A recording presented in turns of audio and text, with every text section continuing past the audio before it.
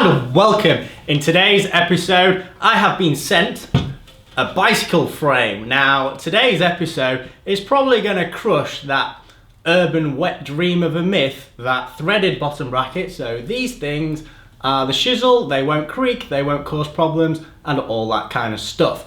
So first of all, a big shout out to Chris Cahill from a bike shop in Accrington, Lancashire, called Blood, Sweat and Gears. I will link to him in the bottom of the description. He has sent me this, which is a Boardman bicycle frame, sort of like a hybrid or a gravel type. It's aluminium and it has the all-important threaded bottom bracket, which a lot of people think do not have any problems and are just far superior to Pressfit. Now, in reality, all modern bottom brackets are press fit. So even though this is threaded for the final interface, the bearings press into this polymer, I think it's nylon, could be Delrin, in fact, I'm almost certain it's nylon, threaded insert. So you've got two threaded inserts, one either side, and a center sleeve. So this is a Shimano original Dura Ace. I think all of them are pretty much the same. ISO BSA bottom bracket. So this is an aluminium frame. You can clearly see, well, maybe not clearly see, but it's welded there, and I'm not quite sure how they've bonded the two bits of metal there. That is one tube that's been expanded outwards at the end, and then this square section has been, I still don't understand how they've joined it up to there. You can see heat marks on the inside.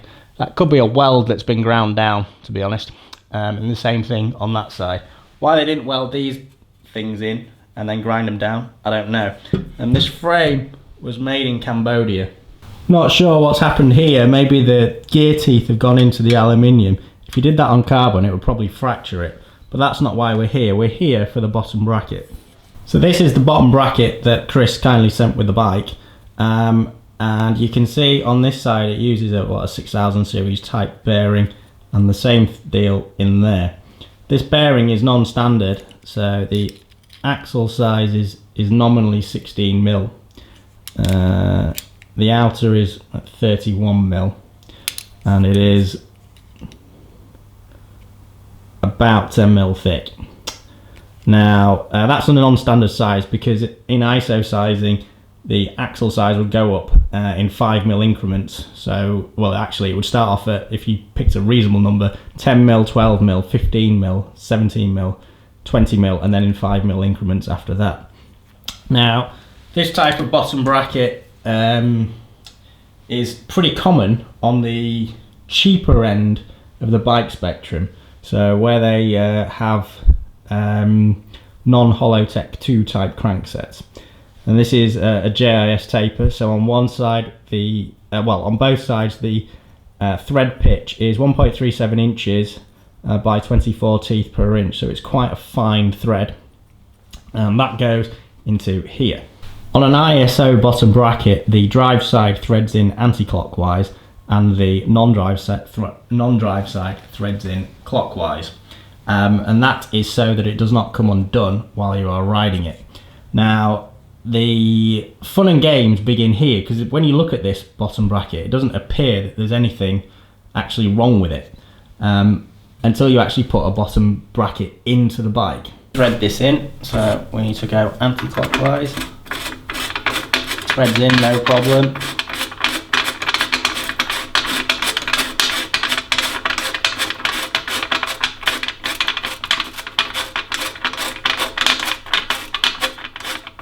It's just hand tight.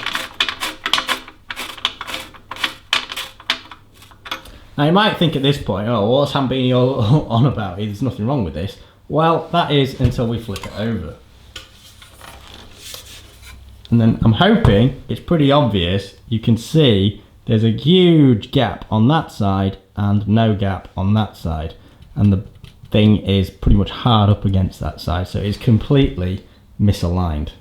So the locking cap on this side won't even screw down.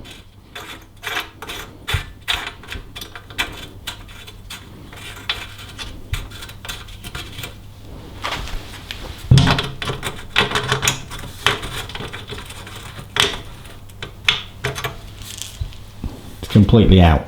So here is a close-up of the problem. You can see a huge gap on that side, absolutely nothing there. What I'm going to do now is I'm going to show you how this problem is often masked. So this is a generic Shimano or standard Shimano bottom bracket. I'm going to do away with the sleeve because of the misalignment, but I'm going to put the two sides in together. So if you had T47, which is the Chris King standard, or even if you just had general ISO, the same thing applies. So we have, if I can get this thing started.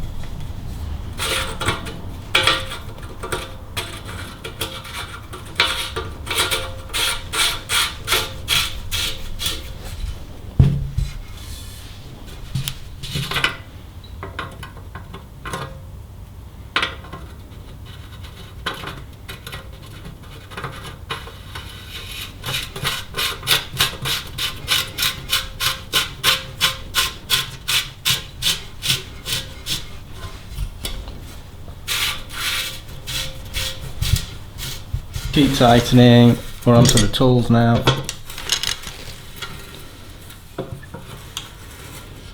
So that has bottomed out, and we'll do the same thing on this side.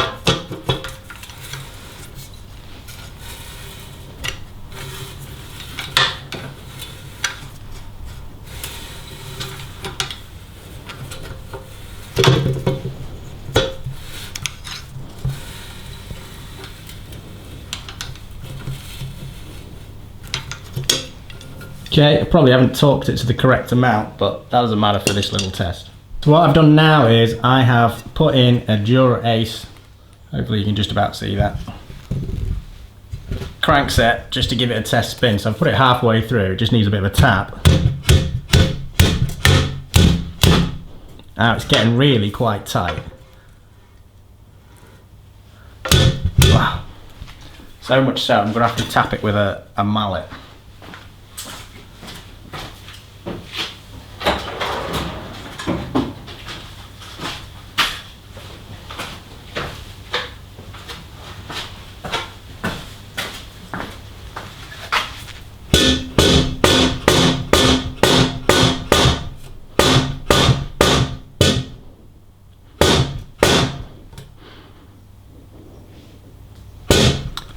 Right, we've got it in. Should be able to get the other crank arm on now.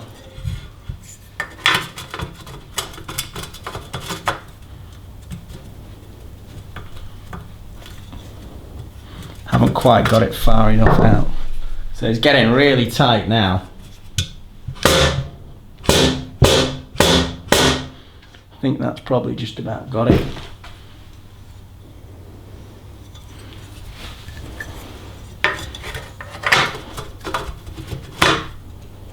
Nope, still not enough. I'm not quite sure how we're going to get that through.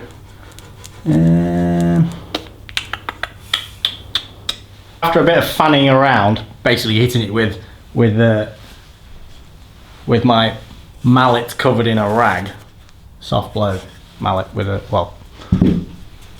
cloth handled cloth covered mallet, I've put the crank on, and immediately this does not spin well at all, and that is due to the misalignment. Now, whether the average rider would notice this, I doubt it, and it is a function of having the poor misalignment. So if you watch my other videos, when I've got one of my bottom brackets in, you can see what the difference is.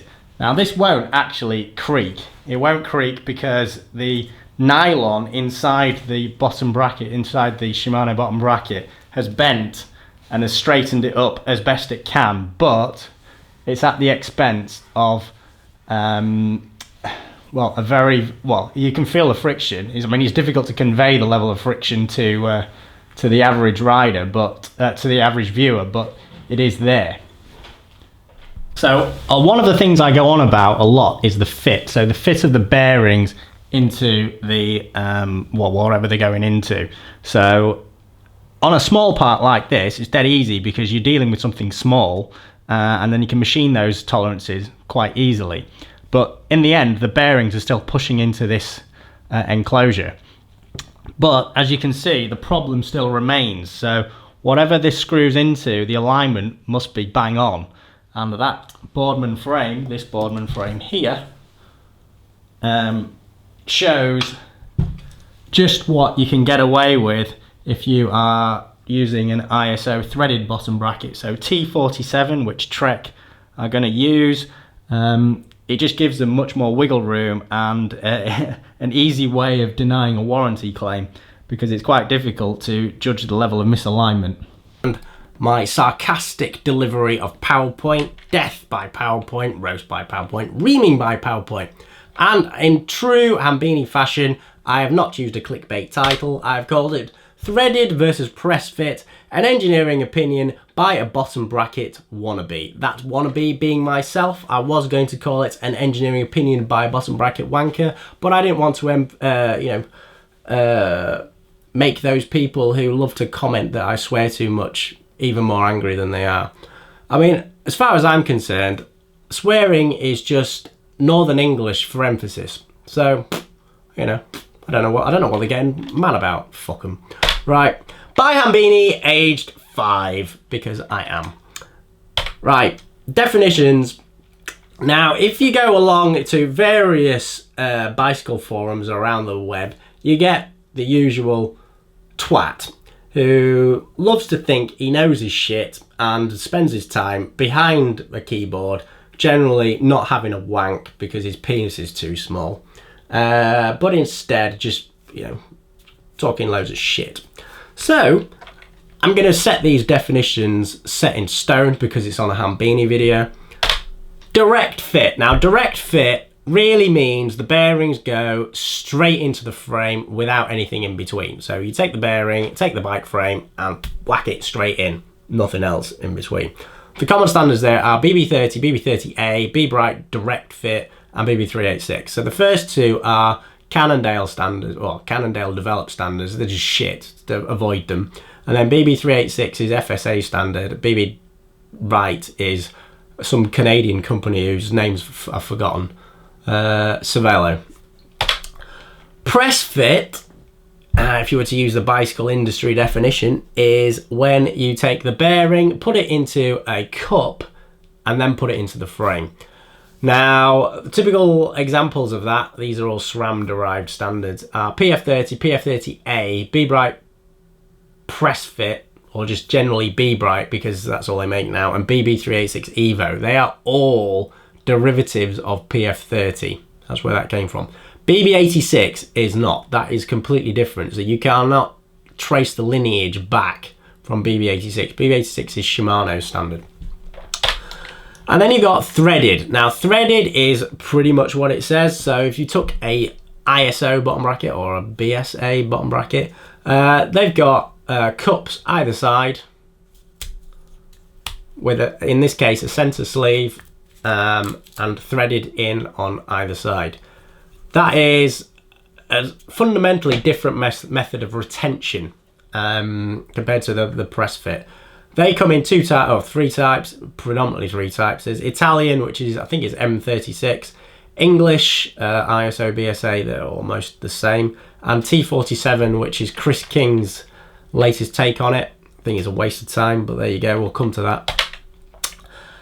Then we come on to what is the correct definition of a press fit. Well, in reality, all modern bottom brackets are press fit because the bearing presses into the cup, even if it's threaded. But if you were to take it in terms of engineering, if I turn the pointer options, if I turn the pen on, this is a section of a bearing. So this is the ball. So if you were to draw it completely, the ball would be around there, and that will be the other side of the bearing, and that will be the other side of the bearing. Oh crap. Oh fuck, I can't draw to save my life. Never mind, I did get an E in art. Mrs. Wish, if you're watching, I'm sorry. In fact, well, I'm not. Fuck that, I would make the worst artist ever. bloody fucking hell, I paint all my walls white. Mainly because I like OB white paint, but anyway, we're digressing, right? This is the outside of the bearing. This is the inside of the bearing. So a shaft would normally run in here. Here is the housing. Oh, it's labelled housing. And this black line here is the nominal outside diameter of the bearing. However, I say nominal because the bearing itself can have a bit of variation. So it might be slightly narrower than that line. So the range is in here. In order for that bearing to have an interference fit,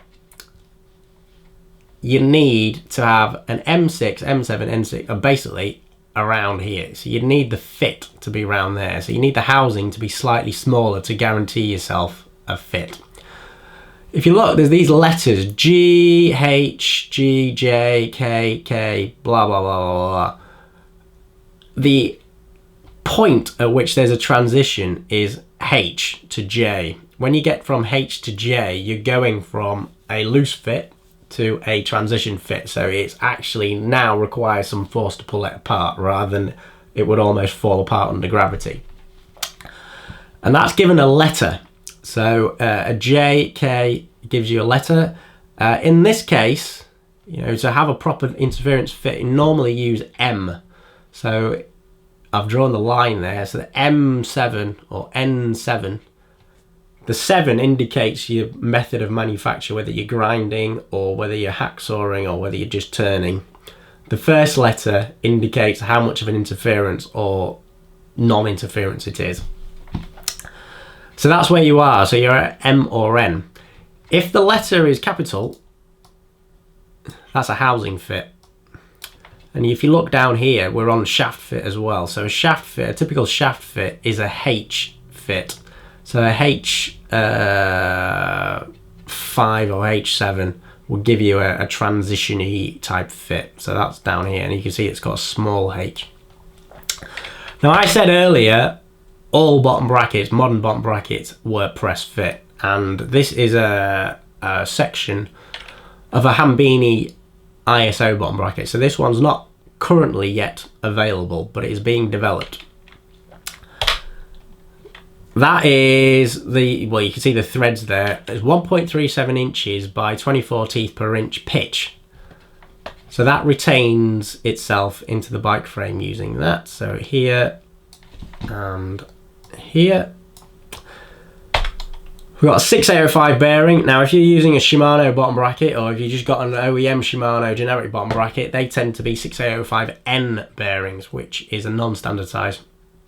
It means narrow, but a 6805 is a standard bearing. So NTN, NSK FAG, they make those bearings. There's an interference fit here. That's probably not shown up very well. So the housing is made slightly smaller than the bearing, so you press it in and it holds the bearing in through interference. Now if we take the Boardman bike has parallel and angular misalignment at the same time. Now it is a threaded bike, so you know there's a perception out there in bicycle land that threaded is the dog's bollocks. In my opinion, and I really haven't said very much in the past, it isn't. It's not the be all and end all, and as utopian as you might think, and I will explain why. But anyway, the Boardman bike has got parallel and angular misalignment. It's pretty obvious the thread has been cut from both sides independently. So if well, I've got a section of this is a BB30 bike frame, but you cut the threads that way and then cut the threads that way. What you can do is you can cut them at the same time, so you have a guide that goes all the way through, and one cuts there, one cuts there. If you do that, it's more accurate. Misalignment in an ISO bottom bracket is extremely common. It is very common, it's just people don't realise it's there because it's very, very well masked. Because it will not creak, so you have no audible perception that there's something wrong. So if you were to take parallel misalignment, you've got bearing 1 on one side, which sits there, and bearing 2 which sits slightly up. So there's a difference there, so the centres aren't perfectly aligned. In the case of the Boardman bike, there's probably a bit of angular in there, so the bearing looks like that. Okay, now what are the problems of press fit or direct fit? The biggest one is creaking. Now, creaking is almost always caused by misalignment. Now, there is a thought out there that it's caused by a poor fit. Yes, that can cause it, but the biggest one is misalignment. The poor fit is also in there. Where is my pointer gone? Crap, pointer options. Pen, right, poor fit. Oh, fuck, where's my pointer gone? Pointer options, pen. Ah, right, yeah, poor fit. And poor maintenance guidance. Like, lots of people whack the bearings out, take the seals off, grease them, and then put them back in. That is like a big fat fucking no-no. Don't do that. You don't want to do that, because when you're whacking the bearings out, you're Brunelling the bearings. So you're putting these micro pits in the cages and the races, inner and outer, and you're fucked. So just don't do it. Another one is high friction, and that is caused invariably by misalignment. I mean, these guys who make these bottom brackets, or these frames, they're just shit at alignment. Normally you'd have some features to line you up between the two halves, but they just seem to omit them. An oval hole, that's usually caused by the mold shrinking as it hardens, but not shrinking evenly. And a new one that's come up is the bottom bracket hole being too small, and that was mainly because there was reports of bearings falling out. So what did they do? They made the bottom bracket's hole smaller, which is just almost equally as bad. Right, threaded. What is the problem with threaded? Well, from modern carbon bike, you are having to thread in, not threading, but you're having to bond or glue a piece of aluminium in there, because it cannot, well, just normal carbon is not very good at taking fixings. It's, well, shit at taking fixings. So these fanatical aero wannabes, weight weenie wannabes, who want these like exotic frames, and if you want a threaded bottom bracket, you're gonna have to sacrifice the weight, because you're gonna have to thread, or not thread, bond in an aluminium insert and then thread the bottom bracket in afterwards. It is at least an extra 80 to 100 grams. And then there's the fanning around behind it. The cost to manufacture obviously increases. So you might be looking at 60 quid for just a generic bottom bracket with a press fit BB versus a threaded BB. You're looking probably 15 quid more. Just that process to thread is a time consuming process. The process to bond in is a time consuming process. And this is the killer. Now, the theoretical alignment is worse than a press fit, because the threads inside a ISO bottom bracket have a radial clearance. So that radial clearance gives you some inherent misalignment. It's actually worse on BSA because it's a 68mm shell. So on a 86.5mm T47, it's wider, so it's less likely to give you that problem. What I've done here is I have drawn a section through an ISO bottom bracket. This is just a generic, well, I was going to say Hambini BB, but it gives you some of the intricacies of it. So when you thread in, you've got some imperfect surfaces. So if you look here, so if the orange line is the housing and the black line is the male part of the bottom bracket, there's a gap. So there's a gap there, and no gap here. So you've got all the load effectively on one ring of teeth, or one what do you call it? One part of the spiral, one of the teeth. So that's where the load is occurring. There's also a radial gap. So the radial gap gives you some misalignment, and you need to have a radial clearance because otherwise you won't be able to thread it in. So there's some misalignment in there. Tension's that way. Yeah, so you just loaded on one set of teeth, and the teeth aren't 100% engaged. But you've got some things that are acting in your favour. So because it's threaded, the threads give you at least 10 times the retention force of an interference fit. So the chance of it actually pulling out is almost zero. It's more likely to strip. Then there's 0.1 here, which is where the knuckle joint is. So if you've got some misalignment, you will get some flex around there, and if it's a plastic bottom bracket, it will generally flex to try and make itself more aligned. So it's not perfect, but it won't creak. And the overall width of the system, so the system width from here to here, in the case of ISO, is 90 millimeters.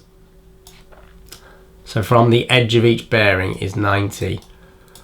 In the case of BB30, it's between here and here, which is 68 millimeters. So if you've got any misalignment, the angle is much worse because of the trigonometry. The length of the hypotenuse is more adverse when the bottom bracket is narrower. Right, so if we were to compare the two, so threaded versus press fit, from a repeatable manufacturing perspective, threaded is better, but it comes at a cost. However, from a technical perspective, now if you want the out and out dog's bollocks performance, it is inferior because of this radial clearance. You will not get the same level of alignment. I mean, the misalignment is there, but it's manageable because you've got some other things that are acting in your favour, such as the ability for the plastic bottom bracket to bend slightly. It won't creak, is what I'm trying to say, but you've got more drag. Yeah, and I've said, we'll come on to this, but threaded forces a higher degree of tolerance. And this is what the tolerance reality is. So on the left hand side we have methods of making things. So you've got die casting, punching, drilling, planing, shaping, lapping, honing. As you go that way, so 4, 5, 6, 7, 8, 9, 10, you're getting more and more rough. So you get into more shitter grades of manufacture. Threaded is around, I say around, on average, maybe IT8. So you're in this region here. So you're looking at what sort of grinding, turning. It'll be turning anyway. So that's where you are. Press fit reality, I mean, most of the manufacturers are around IT10. So they're 2 grades worse. So they're not really any better than punching, which is just a shit method of manufacture. Absolutely diabolical. I can't even believe I'm describing it like this. But, you know, who would have thought your £5 bike frame has the same manufacturing tolerance as the 20p hole punch? Fucking disgrace. There are some exceptions. So look and time, they operate in here. IT7. Cervelo is off the scale, so they're down here in IT12, being shit. And as I mentioned earlier, threaded is sort of between here and here. Okay, now if we were to look at the current levels of shitness, I've got 2 lines on here. So the orange line is ideal. So if you were to have not less than 0.02 millimeters, that is good. So if you look here, look and time are almost within that range. Hongfu and Dengfu isn't bad at all. But then you've got these 4 at this end. So Boardman, Cannondale, Cervelo and Specialized. All of these are just shit. So they are 0.14 millimeters of misalignment is just a fucking joke. Absolute joke. And the problem is the vast majority of people can't measure misalignment. Measuring a hole is easy, but measuring the misalignment is very difficult. So you're over there. Now the blue line, which is this blue line here, is how much misalignment you can have from a threaded BB. So that you can see over here, the vast majority of these, so that's Giant, BMC, and a few others, would be below the maximum misalignment that you could get in a threaded BB. But it's not, it doesn't make good reading at all, because that's a standard. So if you were to make it a perfect threaded BB, you would potentially have that much misalignment because of this radial clearance. So if you've got the choice, you know, and if you've got the two perfectly made bottom brackets, the look and the time is better than the threaded. I mean, if you've got lots of manufacturers making bikes and they're not making it to these sort of tolerances, then even a Giant with its press fit is better than a threaded. I mean, that's in theory. You're going to always get some outliers which are over here, and if you've got one of those, a threaded will potentially not creak, whereas the press fit will creak. So you've got a symptom, but the underlying root cause is still there in both cases. So that is measuring parallel misalignment. So once again, out of the things that you can have to cause you problems, parallel misalignment is the worst, because you've got effectively the shaft coming through and then having to misalign and do that. So that's what's going on. So that's what parallel misalignment manifests itself as. In reality, the shaft does something like that,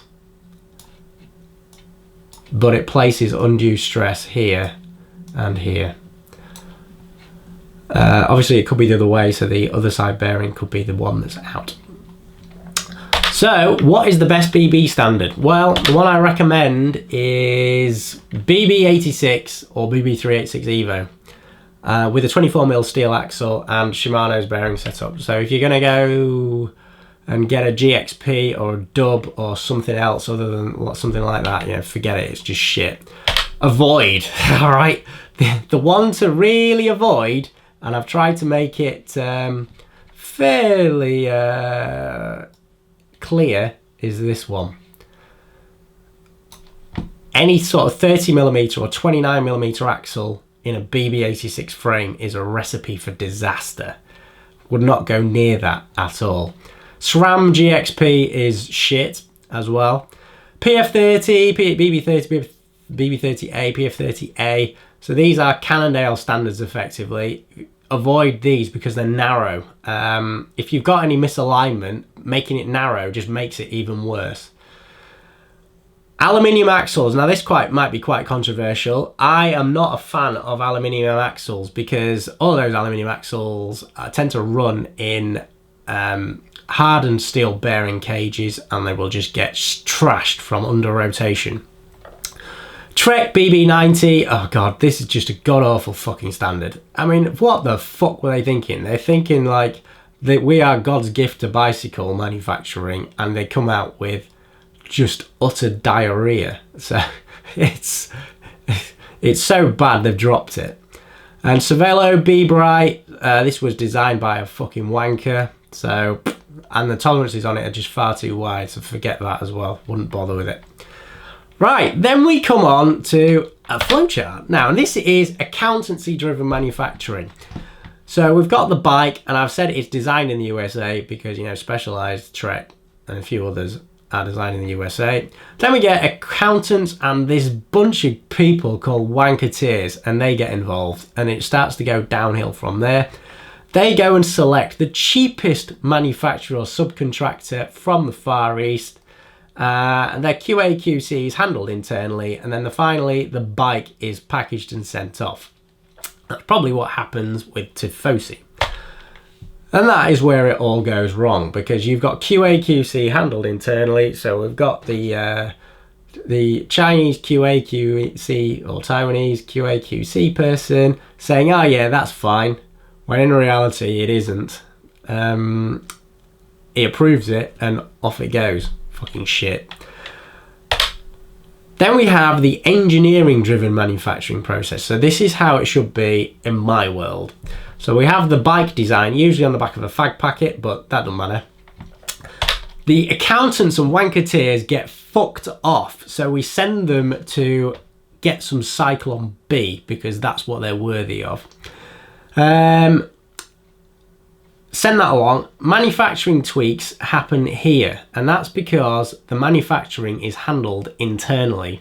So we have a loop that goes between manufacturing, QA/QC, and then modify the design. So we have this feedback loop here, which is an extremely valuable feedback loop. So if for example, some alignment wasn't quite right, they could change some of the dowels and things so that it was, and that could happen quite quickly. You're not dealing with people in a country that's 5 time zones east or west or whatever.